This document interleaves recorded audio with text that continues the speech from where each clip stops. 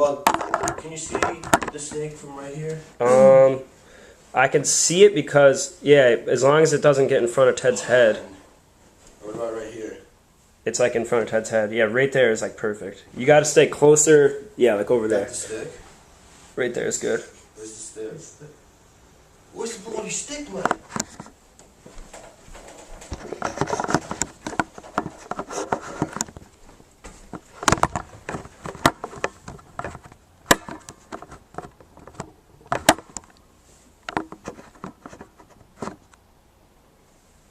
Are you ready? He's getting antsy. You ready?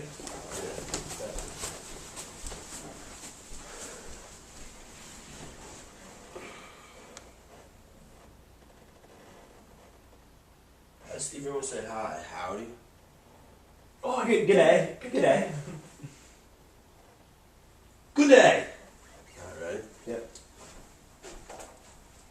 Good day. We're here in the rainforest of Australia because it's an eco-zone with high diversity and richness. And today we're going to go and explore the wilderness areas and take a look at some of the species we have here. Alright? Crikey, look! Crikey, give me a stick! Look at it! Oh, she's a beauty, mate! Give me a stick, mate! Oh, look what we got here! Oh, you're alright, you're alright, you're alright! Alright, we right here got ourselves a ball python, mate, and she's beautiful. Look at her, she's beautiful. Alright, look at the size of her muscles squeezing the sticks. She's what we call a constrictor, because what she does, I'm going to let her down now.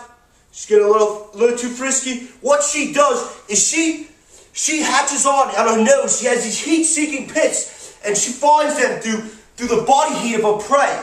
And at night, when they're a little more vulnerable, she waits there, and when they come by, she grabs them in her mouth with her big fangs and wraps her body around them. And with that power, she squeezes it. And with every breath that it takes, it squeezes tighter and tighter, suffocating it, and then it swallows it whole. Alright? Now, we're going to let her be for now, and we're going to walk off and go explore some more. Alright. Now, welcome. My name is Dave Endon. Who was I before? Steve Irwin. Steve Irwin. Alright, Steve Irwin was a naturalist.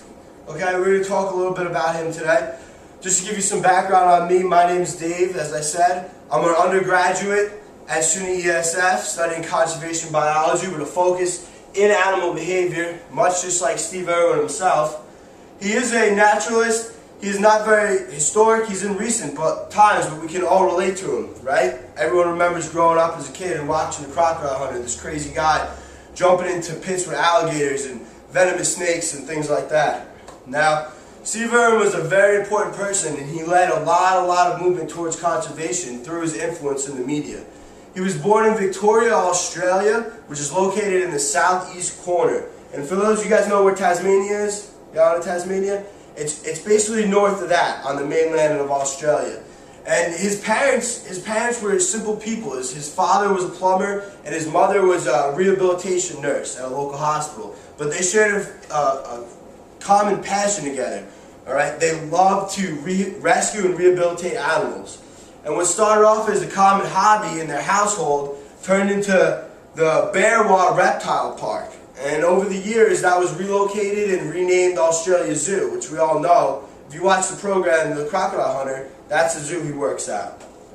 As a kid, Steve's experiences with the animals led him to developing a sixth sense, right? I know it's like creepy, like kind of like X-Men, Star Wars stuff, right? But he could actually second-guess animal behavior, which made it a lot easier for him to work with these animals.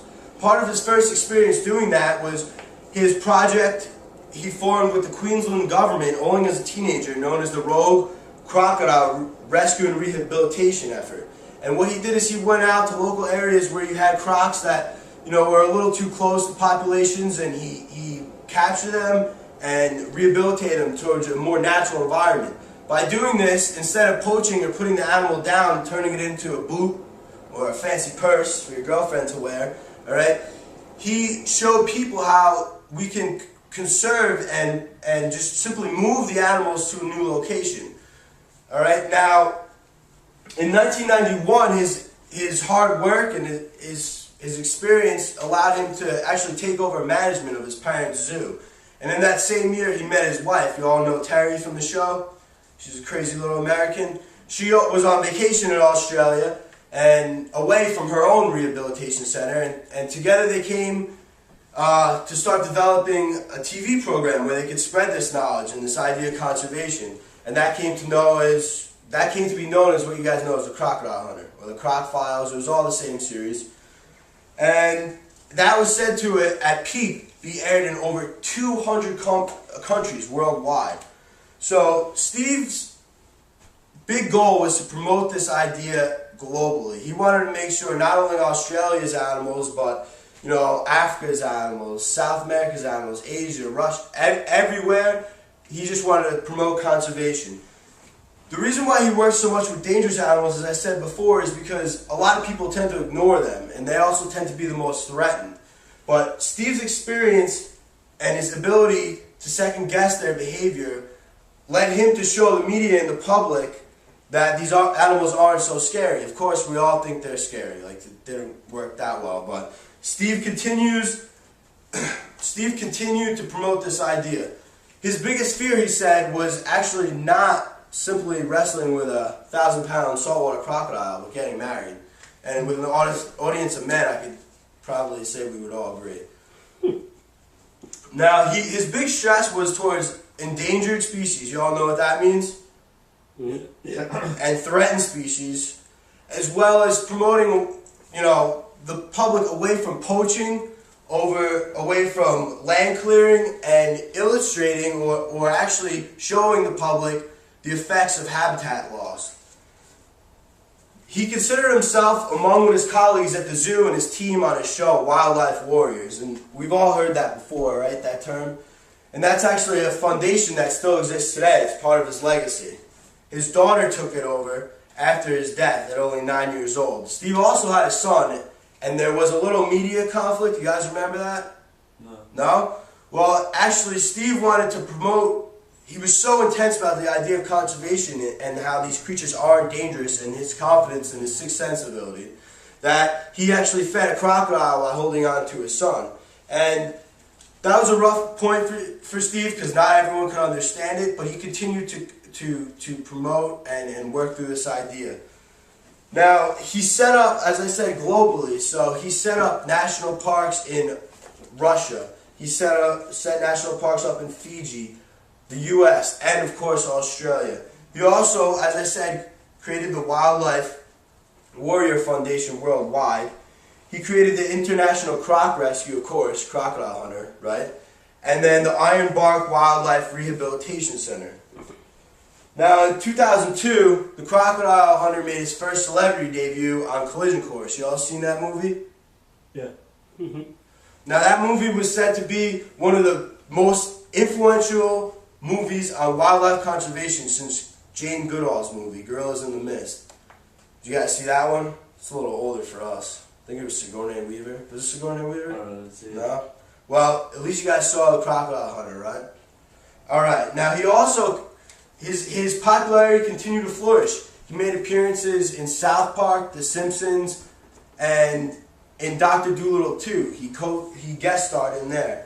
But with all this fame happening, the money never went to his head. His wife Terry said in an interview after his death that he would actually spend most of his time, instead of in hotels, camping out in his car or on campgrounds, because every cent went back into his purpose, the efforts for conservation.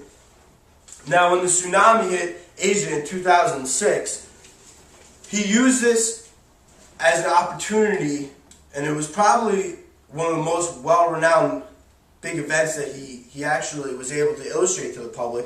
And it was said that the elephants, the Asian elephants, because of their massive ears and capabilities to hear far away, had a sixth sense that the tsunami was coming, and they ran. They all bolted out of their cages and containers, wherever they were, in zoos or circuses or tourist attractions. And Steve used that to show how important some of these creatures are. His life also allowed him many awards. He had a turtle named after him he discovered called the Irwin's turtle, and another snail species as well. He was also nominated for the Century Medal from the Australian government, and he was a nominee for the Australian of the Year, and he actually even won the Global Outstanding Business Award just because he was able to bring tourism to Australia, which helped the country out, but it also helped him promote that conservation effort as well. Steve's big thing, how ridiculous was I in the beginning? Pretty ridiculous. Pretty damn, definitely put on a mask and got ready to go, right? Mm-hmm. That's exactly how Steve acted. He was that passionate, and if you noticed, one of his greatest capabilities was the fact that he was able to educate while he was entertaining. So on his show, you know, I immediately he would show his appreciation for the animals. You know, we know his sayings like "gorgeous" or "she's a beauty." He was always trying to indicate how amazing, incredible these creatures are. Then he would go on to educate. I was telling you how the animal hunts, its body structure, and then finally he would show it respect by letting it down and not bothering it. And these are important messages that people promoting conservation want to get across to people. And the reason why he was such a big influence is because, well, where can you go and not say crocodile hunter and no one knows who he is? Everyone knows him as that crazy Australian jumping on crocodiles.